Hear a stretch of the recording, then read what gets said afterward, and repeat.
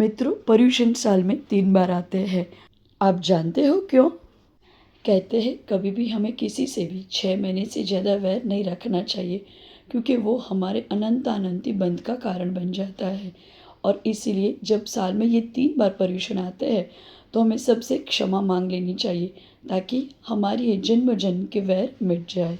और ये 3 बार आते हैं भादरवा महीने में, चैत्र महीने में और माह महीने में।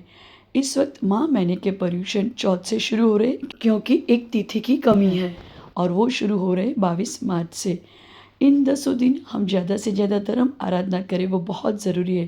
पर एटलीस्ट हम इस 10 दिन, इस 10 धर्म जो हमारे लिए बहुत महत्वपूर्ण है, उसको याद करें और उसको जाप करें, तो भी हमारे लिए बहुत अच्छा है।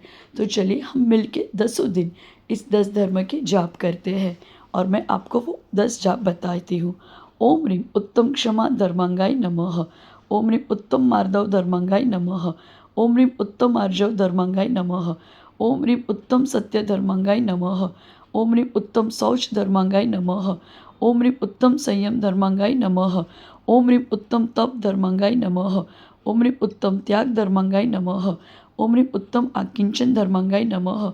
ओम ह्रीं उत्तम ब्रह्मचर्य धर्मांगाय नमः।